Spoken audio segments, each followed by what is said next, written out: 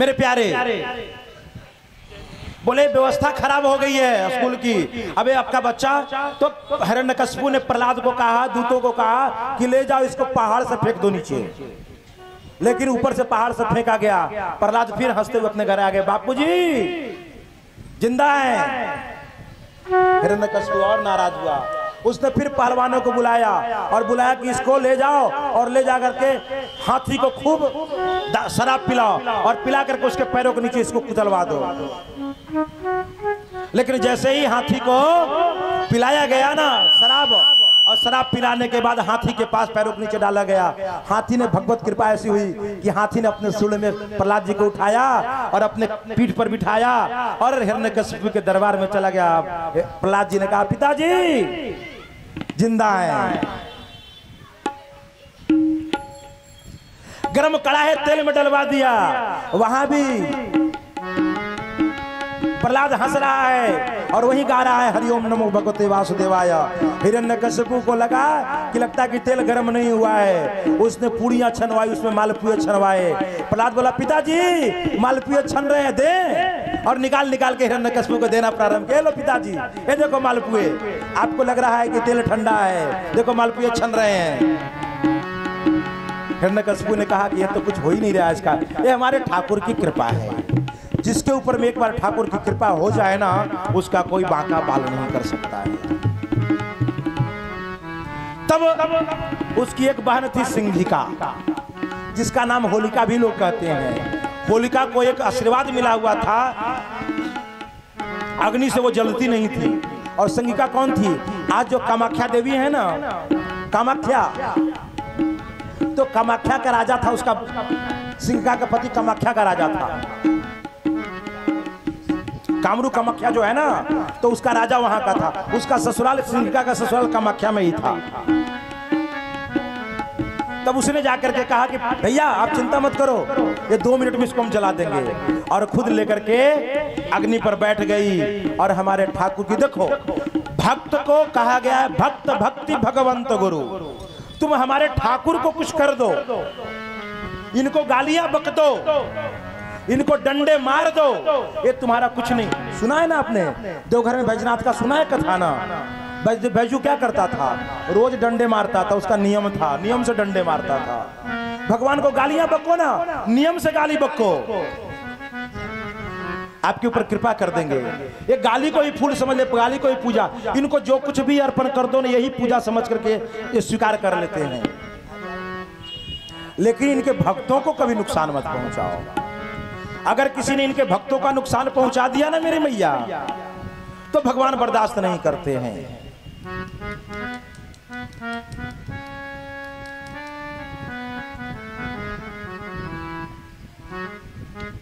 महाराज अम्बरीश एकादशी का व्रत किया करते थे। द्वादशी हो गई, द्वादशी को पारण होना चाहिए। पारण करने वाले थे, उसी समय दुर्वासा ऋषि आ गए। दुर्वासा ऋषि ने बोला, हम स्नान करके आते हैं तब तुम्हारे यहाँ भोजन ग्रहण करेंगे। अब नियम यह है कि अतिथि आ जाए तो पहले अतिथि को भोजन करवाओ, तब भोजन करो। अब वो स्नान करने गए, तब तक मुहूर्त निकला जा रहा था। अब नियम है द्वादशी बीत जाए तो पारण नहीं करना है, द्वादशी में ही पारण करना है। अब अम्बरीश के सामने बड़ा दुविधा हो गई। तब उन्होंने कहा कि भोजन नहीं करते हैं, तो जल लेकर के और तुलसी दल लेकर के उन्होंने एकादशी का पारण, जैसे ही पारण कर ही रहे थे कि दुर्वासा ऋषि आ गए। अब दुर्वासा ऋषि ने कहा कि अरे मूर्ख, तुमने मेरे आने से पहले मेरा अपमान किया, तुमने मुझे निमंत्रण दिया, मेरे खिलाने से पहले तुम खा लिए हो, मैं तुमको श्राप दूंगा। अब अम्बरीश जो है भगवान विष्णु से कहने लगा कि महाराज मेरी रक्षा करो। भगवान विष्णु ने सुदर्शन चक्र को भेज दिया। अब सुदर्शन चक्र दुर्वासा ऋषि को मारने के लिए दौड़ पड़ा है। अब दुर्वासा ऋषि भाग रहे हैं, भाग रहे हैं। अब तीनों लोग में भागते चले गए, कहीं कोई उनको शरण नहीं दिया। भगवान विष्णु के पास चले गए। भगवान विष्णु ने भी कहा कि महर्षि, मैं आपकी कोई मदद नहीं कर सकता हूं, क्योंकि अगर आप मेरा अपमान किए होते, क्षमा बड़ों को चाहिए, छोटों को अपराध, भृगु को ऋषि को क्या घटा, जो मारे विष्णु को लात। कल आपने सुना ना कथा में, जिनकी दाढ़ी कबड़ गई थी वो भगवान विष्णु को लात मार दिए और भगवान विष्णु उठ करके उनके पैरों को बड़े सहलाने लगे। अरे महाराज, आपके कमल जैसे पैर, चरण और हमारी पत्थर जैसी छाती, इस पे लगा होगा तो आपके पैरों में बहुत दर्द हो रहा होगा। भगवान दर्द उनके पैरों को सहला रहे हैं। भगवान कहते तू मेरा अपमान कर दे। भगवान विष्णु ने कहा कि महर्षि, आपने मेरा अपमान नहीं किया है इसलिए मैं क्षमा नहीं कर सकता हूं। आपने मेरे भक्त का अपमान किया है इसलिए क्षमा अगर वो चाहेगा तब ही करेगा। और पीछे सुदर्शन चक्र लगा हुआ है। चल भगवान विष्णु के पास से हट तो काटता हूं तुझे। फिर भागे और जाकर के अम्बरीश के चरणों में गिर पड़े और बोला महाराज मुझे क्षमा कर दो। अम्बरीश ने कहा हे भगवान विष्णु, ब्राह्मण देवता हैं, इन पे कृपा करो। तो सुदर्शन चक्र ने उनके प्राण बख्शे और सुदर्शन चक्र वापस भगवान विष्णु के पास गया। उस दिन से कह दिया दुर्वासा ऋषि ने कि भक्तों का अपमान नहीं। भगवान ने भी कहा कि हमारे भक्तों का अपमान मत करो। रामचरितमानस में ही बताया गया है, चित्रकूट में माता सीता का श्रृंगार भगवान खुद रामचंद्र जी कर रहे थे। तब जो है ना, इंद्र का पुत्र जयंत आकर के माता की पैरों में चोंच मार दिया जिससे माता सीता के पैरों में खून बहने लगा। भगवान राम ने तिनका उठा करके अभिमंत्रित करके फेंक दिया है। अब उस तिनका पीछे पीछे और कौवे का रूप धारण कर करके और जयंत भाग रहा है। तीनों लोक में कोई उसकी रक्षा नहीं किया। फिर वापस आकर के माता जानकी के चरणों में गिरा है। माता जानकी ने फिर उसके बेटा कह करके अपनी गोद में उठा लिया और भगवान राम से कहा कि प्रभु इसको क्षमा कर दो। तो भगवान हमारे ठाकुर जी, इसलिए कौवा काना होता है।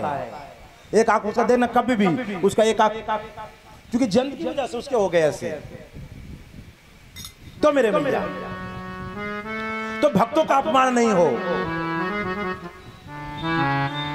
भक्तों का अपमान नहीं हो। तो प्रहलाद को लेकर करके और बैठ गए। सिंहिका होलिका जो थी ना, अग्नि में बैठ गई। होलिका तो चल गई, आपने जानते ही हैं आप कि होलिका की क्या हालत हुई और प्रहलाद वैसे ही हो गए। तब प्रहलाद ने कहा, तब हिरण्यकशिपु ने प्रहलाद को कहा क्या प्रहलाद, तुमको किस पर घमंड है? तब प्रहलाद ने कहा कि पिताजी, हमको उसी पे अभिमान है जिसकी शक्ति से आप अभिमानी बन गए हैं। प्रहलाद ने जब कहा कि हिरण्यकशिपु ने कहा कि तुमको किसका अभिमान है, बोला उसी का अभिमान है जिसके कृपा से आप अभिमानी बन गए हैं। हिरण्यकशिपु ने कहा कि मैं किसी की कृपा से नहीं, ये सब कुछ मैंने स्वयं अर्जित किया हुआ है। प्रहलाद ने कहा कि पिताजी यहीं पे भूल कर रहे हैं आप। सब कुछ उस परम पिता परमेश्वर के दिन है, सब कुछ श्री हरि विष्णु के द्वारा दिया गया है। इस संसार में तेरी मर्जी के बिना सुनो है मंगल मूल, पत्ता तक हिलता नहीं, खिले न बन के फूल। पिताजी आप भूल कर रहे हैं, उसने ही आपको रचा है।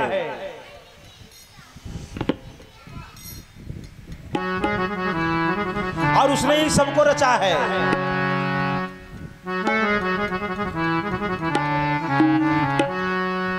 बोले कौन है वो?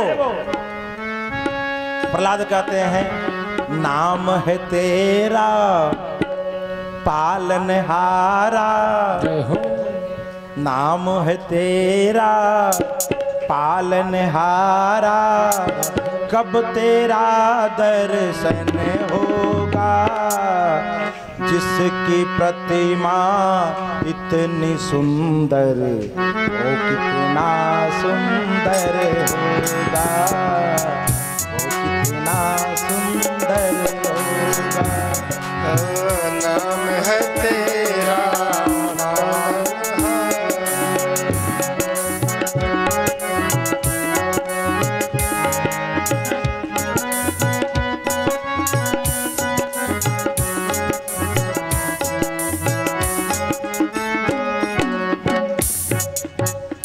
हमारा लाला आने वाला है ना आज, तो आप लोगों के लिए एनर्जी हम जमा गए, छोटे छोटे दे करके एनर्जी जमा कर रहे हैं, क्योंकि खूब नाचना होगा उस समय और खूब गाना और झूमना होगा, इसलिए एनर्जी जमा की जा रही है ऐसे थोड़े छोटे दे करके।